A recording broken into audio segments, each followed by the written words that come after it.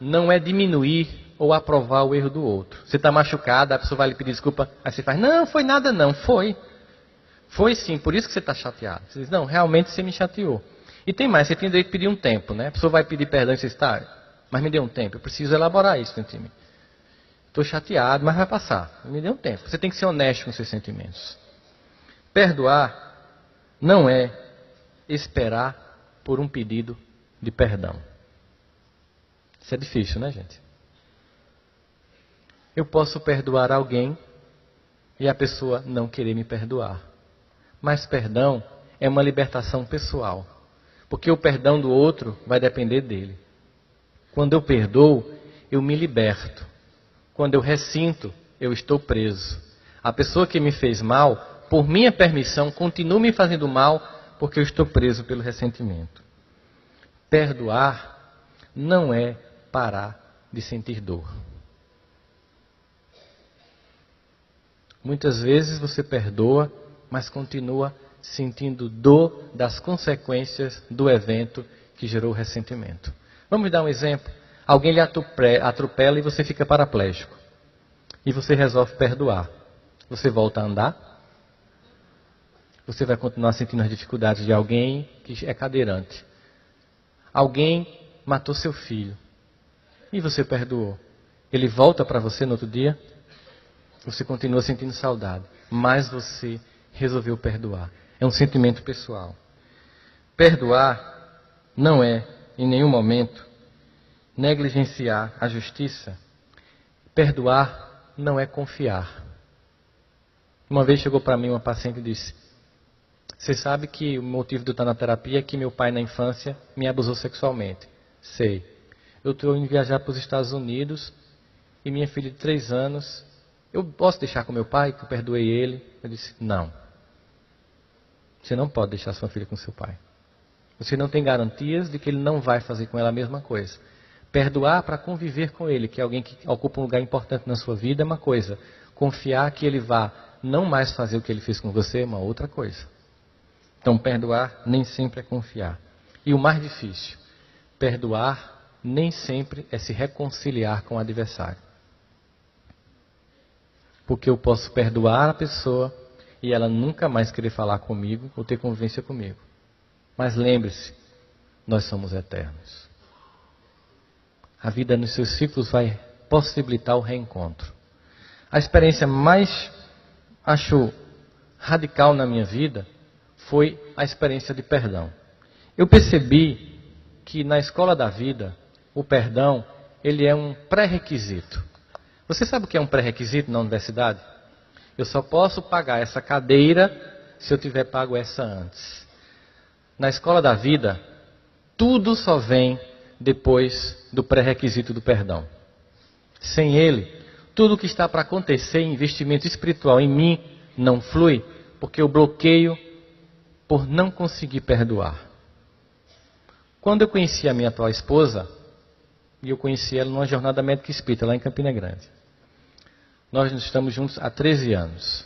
Quando eu convidei-a para a tarefa aventurosa de casar comigo, porque no primeiro encontro eu derrubei um refrigerante nela, porque eu sou meio...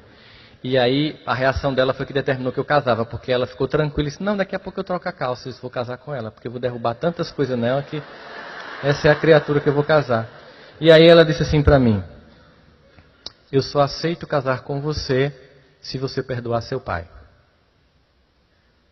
Eu fiz, perdoar meu pai? Um homem que me fez passar fome, necessidades, que não pagava pensão, que batia na minha mãe, que colocava armas na cabeça dela. Ela disse, você não tem como ser pai sem perdoar seu pai. Eu não caso com você se você não perdoar seu pai. Ela disse, está jogando baixo comigo. Como é que eu vou perdoar? Ele morreu. Ela, tenha vergonha, você é espírita. Ele não morreu. Ele continua existindo. Aí eu comecei a fazer um trabalho de resgatar. Como perdoar meu pai, na minha cabeça, de certa forma, era trair a minha mãe, que tinha sido vítima de tudo isso.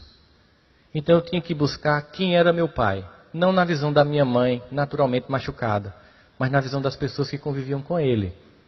Eu comecei a buscar meu pai através das minhas tias, dos irmãos do segundo casamento do meu pai. Comecei a buscar meu pai através dos amigos dele e fui percebendo uma coisa incrível, como eu era cópia dele. No que tinha de bom, no que tinha de ruim, eu simplesmente não tinha como fugir daquele processo.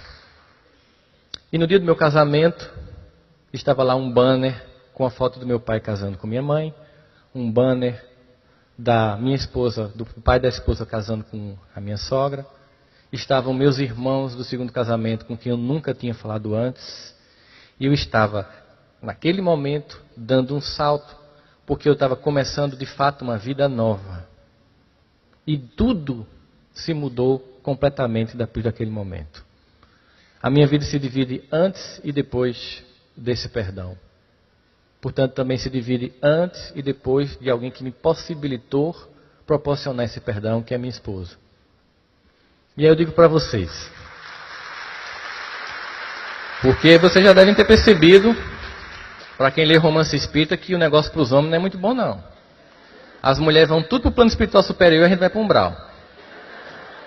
A mãe de André Luiz, Lívia, né, o resto desce.